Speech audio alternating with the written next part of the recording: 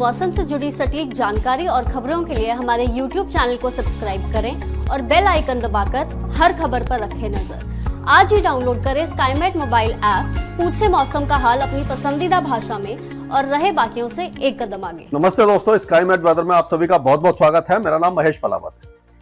अगले 3 से 4 दिनों के बीच में पूरे भारत का किस तरह का मौसम रहने वाला है, इसके बारे में बात करेंगे। आज 16 फरवरी हो चुकी है और आपको पता है कि फरवरी का ज्यादातर जो समय है वो निकल चुका है और स्नोफॉल जो हुआ है वो केवल फरवरी में हुआ है। इस बार जो सर्दियां थी वो सामान्य से ज्यादा गर्म थी और अगर देखा जाए तो केवल भारत में ही नहीं, पूरे विश्व में जो सर्दियां थी वो काफी ज्यादा कम पड़ी हैं। इस समय अगर हम बाकी देशों की बात करें, यूरोप में भी जो सर्दियां हैं वो सामान्य से कम है, मतलब उनका जो टेम्परेचर है सामान्य से ज्यादा बना हुआ है।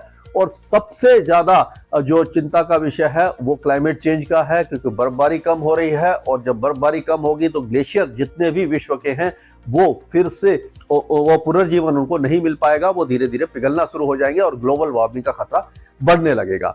कनाडा में भी अगर आप देखें तो अगर जो ज्यादातर जगह हैं, जहां पर अगर टोरंटो की बात करें या उसके आसपास के इलाकों की बात करें, तो उस इलाके में जो इस समय टेम्परेचर है -20 तक चला जाता है, तो इस बार 3 या 4 डिग्री माइनस से ज्यादा नीचे नहीं गया है।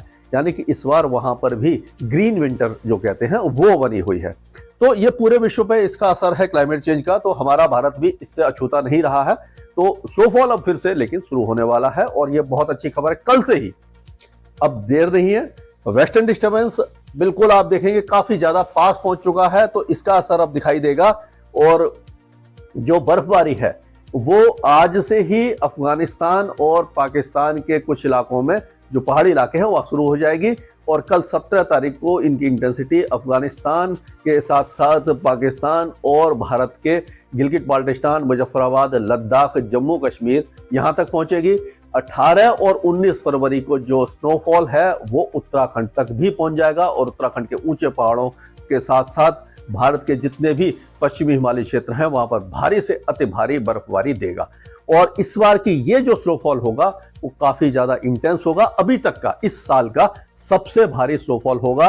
और उस समय राष्ट्रीय राजमार्ग अवरुद्ध होने की खतरा बढ़ जाता है और मडस्लाइड, लैंडस्लाइड भी बढ़ जाते हैं, एवलांच का खतरा भी बढ़ जाता है। एवलांच का मतलब है कि जब बर्फ सरकती है, जो हिमस्खलन होता है, उसका भी खतरा बढ़ जाता है। लेकिन जो एवलांच प्रोन एरिया हैं उनको पहले ही अंकित किया जा चुका है, पता रहता है, वार्निंग पहले इशू कर दी जाती है। तो अगर आपका प्लान है वहां जाने का तो आप निश्चिंत होकर जाइए, थोड़ा सा सावधानी बरतने की जरूरत है, लेकिन स्नोफॉल का आनंद आप उठा सकते हैं। और सबसे बड़ी बात है कि ये जो स्नोफॉल है 17 तारीख से लेकर के 20 या 21 फरवरी तक पहाड़ों पर बहुत अच्छा दिखाई देगा। उसके बाद भी जो वेस्टर्न डिस्टर्बेंस है वो कमजोर वेस्टर्न डिस्टर्बेंस आते रहेंगे और हल्की बर्फबारी और हल्का जो बारिश है वो पहाड़ों पर लगातार जारी रहेगी। हम कह सकते हैं कि फरवरी के अंत तक, 29 फरवरी तक कुछ ना कुछ वेदर एक्टिविटी होती रहेगी। 29 नहीं तो 26-27 तक तो रहेगी।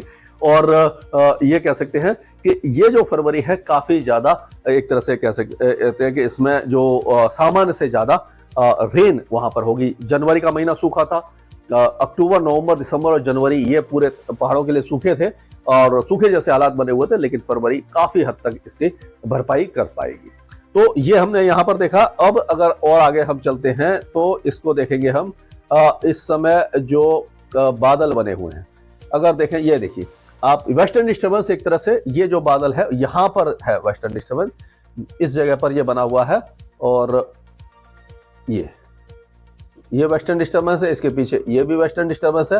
यानी एक के बाद एक इस तरह से वेस्टर्न डिस्टर्बेंस आएंगे और 17 से लेकर के 21 फरवरी के बीच में ये पहाड़ों पर, पूरे पहाड़ों पर बहुत अच्छा स्नोफॉल देने वाले हैं। तो ये इनका असर इस तरह से इस इलाके में दिखाई देने वाला है। और ये जो जैसे वेस्टर्न डिस्टर्बेंस और आगे आएगा, इंड्यूस साइक्लोनिक सर्कुलेशन पाकिस्तान और पंजाब हरियाणा के ऊपर बनेगा और यहाँ से एक ट्रफ रेखा आएगी और एक एंटी साइक्लोन ये बंगाल की खाड़ी और उड़ीसा के ऊपर रहेगा। तो यहाँ से भी ये नमी वाली हवाओं को यहाँ भेजेगा, तो सेंट्रल इंडिया के यानी कि उत्तर प्रदेश और इसके आसपास ये मर्ज होंगी और ये जो हवाएं हैं नमी वाली इस तरह से आके यानी अरब सागर से भी आएंगी और बंगाल की खाड़ी से भी आएंगे, यहाँ पर पहुंचेंगे। तो ये सारा जो वेदर है वो रहने वाला है। और अगर टेम्परेचर देखें तो कल आपने देखा था कि टेम्परेचर जो थे वो लोअर 20s में थे। अब टेम्परेचर पिछले 24 घंटों में बढ़ गए हैं और ये जो 22, 23, 24 डिग्री के आसपास थे वो 26, 27, 28 डिग्री के आसपास पहुंच चुके हैं। ये पूरे उत्तर भारत में आप देख सकते हैं अधिकतम तापमान। राजस्थान में फिर से 30 डिग्री का आंकड़ा छू लिया है और 32, 33 डिग्री, 31 से 33 डिग्री का जो आंकड़ा है वो गुजरात में छू लिया है। और जो दक्षिणी मध्य प्रदेश है वो 29 से 30 डिग्री और 32, 33 डिग्री तक टेम्परेचर है। और 34, 35 डिग्री के आसपास महाराष्ट्र, तेलंगाना और इन सारे इलाकों में और दक्षिण भारत में भी 32 से लेकर के 34, 35 तक टेम्परेचर बने हुए हैं। यानी कि जो मैक्सिमम टेम्परेचर की जो बढ़ोतरी होने वाली थी वो शुरू हो चुकी है। और मैक्सिमम टेम्परेचर, ये मिनिमम टेम्परेचर भी आप देखेंगे कि सिंगल डिजिट में काफी कम जगह पर रह गए हैं, अब डबल डिजिट में आ गए हैं। यानी कि सुबह और जो दिन है वो गर्म होने लगा है। लेकिन जब ये बारिश होगी और वो कहां कहां होगी इसके बारे में देखते हैं। तो पंजाब में बारिश की गतिविधियां 19 तारीख से शुरू होंगी और 20 तारीख तक पूरे पंजाब में हर जिले में बारिश की संभावना है। कुछ इलाकों में ये तेज हवाओं के साथ ओले भी गिर सकते हैं, बिजली की गरज चमक भी दिखाई दे सकती है। तो 19 और 20 तारीख को रहेगा और 21 तारीख को भी, यानी 3 दिन तक यहाँ पर वेदर एक्टिविटी रहेगी। और उसी तरह से हरियाणा के भी ज्यादातर इलाकों में 19, 20 और 21 तारीख तक बारिश की गतिविधियां ज्यादातर इलाकों में रहेगी। कुछ इलाकों में ओले गिरेंगे, तेज हवाएं चलेंगी। और 19 और 20 तारीख को दिल्ली एनसीआर के भी कई इलाकों में अच्छी बारिश की संभावना है।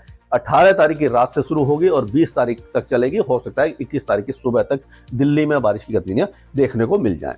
उत्तर प्रदेश की अगर हम बात करते हैं तो 19 तारीख को जो वेदर एक्टिविटी है वो जो मौसम है वो यहाँ पर रहेगा। एक तरह से इस इलाके में ये जो इलाका है ये पूरा बारिश देखेगा। और 20 तारीख को जो बारिश है वो लगभग पूरा उत्तर प्रदेश कवर कर जाएगा। 21 और 22 तारीख को भी बारिश की गतिविधियां पूरे उत्तर प्रदेश में लगभग रहेंगी। दक्षिणी भागों में थोड़ा कम हो सकती है, लेकिन ज्यादातर इलाकों में, इन सब इलाकों में जो बारिश की गतिविधियां रहने वाली हैं। और ये जो बारिश है ये काफी अच्छी बारिश है। मतलब कि जो 19 और 20 तारीख को, 19 तारीख को जो पश्चिमी उत्तर प्रदेश में होगी, 20 तारीख को पूर्वी उत्तर प्रदेश कवर हो जाएगा। 21 और 22 तारीख को बारिश की गतिविधियां हल्की होंगी, लेकिन कई जिलों में बारिश आपको दिखाई देगी। अगर बिहार की बात करते हैं तो बिहार में भी 21 से लेकर के 23 तारीख तक कई इलाकों में बारिश है। पहले जैसे लग रहा था कि उत्तरी बिहार में रहेगी, अब बारिश की गतिविधियां जो आपका रोहतास है, कैमूर है, औरंगाबाद, जहानाबाद, गया, नवादा और लखीसराय, बांका, भागलपुर, बेगूसराय, नालंदा, शेखुपुरा, समस्तीपुर, इन सारे इलाकों में भी दिखाई देगी। लेकिन इंटेंसिटी उत्तरी जिलों में ज्यादा रहेगी, नीचे वालों में कम रहेगी। तो ये बारिश की गतिविधियां 21, 22, 23 तारीख को यहाँ पर हो सकती हैं। और अगर राजस्थान की बात करते हैं तो राजस्थान में 19 और 20 तारीख को बारिश की गतिविधियां हमें दिखाई दे रही हैं और कई इलाकों में रहेगी। जैसलमेर के चांसेस कम है, पश्चिमी जैसलमेर, पश्चिमी बाड़मेर के कम है। और जो बीकानेर के पश्चिमी इलाके यहाँ पर भी थोड़ी कम बारिश है। लेकिन गंगानगर, हनुमानगढ़, चूरू, झुंझुनू, अलवर, भरतपुर, करौली, ये जो इलाके हैं यहाँ पर बारिश की संभावना नजर आ रही है। और जो दक्षिणी इलाके हैं यहाँ पर भी बारिश नहीं होगी। और मध्य प्रदेश की बात कर रहे हैं तो मध्य प्रदेश में चांसेस काफी कम है। केवल मुरैना, भिंड, ग्वालियर, इन सारे इलाकों में हल्की बारिश की संभावना दिखाई दे रही है। बाकी इलाके लगभग सूखे रहेंगे। और हो सकता है कि उत्तर प्रदेश से लगे हुए जैसे निवाड़ी है, छतरपुर है, रीवा वगैरह, यहाँ पर भी हल्की बूंदाबांदी या बौछारें आपको दिखाई दे जाए। अब छत्तीसगढ़ की बात करते हैं तो छत्तीसगढ़ में भी माफ कीजिएगा बारिश की संभावना ना के बराबर दिखा दे रही है। केवल जो कोरिया, सूरजपुर, बलरामपुर, यहाँ पर 22 और 23 तारीख को हल्की बारिश बूंदाबांदी हो सकती है। ज्यादा वेदर एक्टिविटी यहाँ पर नहीं है। झारखंड में भी कोई खास वेदर एक्टिविटी नहीं है। बिहार से लगे हुए इलाकों में 1-2 स्थानों पर बूंदाबांदी हो सकती है। बाकी इलाके सूखे रहेंगे। टेम्परेचर मैक्सिमम और मिनिमम बढ़ना शुरू हो जाएगा। अगर उड़ीसा की बात करें तो उड़ीसा का मौसम भी पूरी तरह शुष्क रहेगा, क्योंकि आपको मालूम है कि एक एंटी साइक्लोन जो है वो इस तरह से उड़ीसा के ऊपर बना हुआ है और जो हवाएं हैं वो घड़ी की दिशा में इस तरह से घूम रही है। और जब घड़ी की दिशा में घूमती है तो हवा नीचे की तरफ आती है, नीचे की तरफ आती है तो गर्म होती है, यानी सबसिडेंस होता है और बादल नहीं बनाती है। इसलिए यहाँ मौसम साफ ही बना रहने की संभावना नजर आ रही है। और गुजरात में आपको मालूम है कि जो हवाएं हैं वो नमी वाली आ तो रही हैं बंगाल की खाड़ी से, यहाँ से बंगाल, ये अरब सागर से आ तो रही हैं। तो ये मिनिमम टेम्परेचर को बढ़ाएंगी, लेकिन मैक्सिमम टेम्परेचर में कोई ज्यादा इजाफा नहीं होने वाला है। कुल मिलाकर यहाँ मौसमी गतिविधि कुछ भी दिखाई आपको नहीं देने वाली है। अभी महाराष्ट्र में मौसम साफ रहेगा, पूरे महाराष्ट्र का मौसम साफ रहेगा। मिनिमम टेम्परेचर थोड़े से बढ़ सकते हैं, मैक्सिमम टेम्परेचर स्टेबल रह सकते हैं, थोड़ी सी ह्यूमिडिटी बढ़ सकती है, लेकिन वेदर एक्टिविटी अभी 3-4 दिनों तक यहाँ पर आपको दिखाई नहीं देने वाली है। पश्चिम बंगाल की अगर बात करें तो पश्चिम बंगाल के कई जिले जो हैं वो अगले यानी कि 21 तारीख से लेकर के 23-24 तारीख के बीच में बारिश देखेंगे। कलिम्पोंग, जलपाईगुड़ी, अलीपुरद्वार और कोच बिहार और दार्जिलिंग, दिनाजपुर, मालदा, यहाँ तक बाकी जो इलाके हैं वो सूखे रहने वाले हैं। उत्तर पूर्वी राज्यों में भी बारिश की गतिविधियां अगले 3-4 दिनों तक भी 21 तारीख से लेकर के 23-24 तारीख तक जो आपका अरुणाचल प्रदेश, असम, नागालैंड और मेघालय में दिखाई देगी। मणिपुर, मिजोरम, त्रिपुरा में बहुत हल्की बूंदाबांदी होगी। अब भूटान और सिक्किम में भी अच्छी बारिश होगी। सिक्किम और अरुणाचल प्रदेश में एक बार फिर से स्नोफॉल अच्छा होने की संभावना हमें दिखाई दे रही है।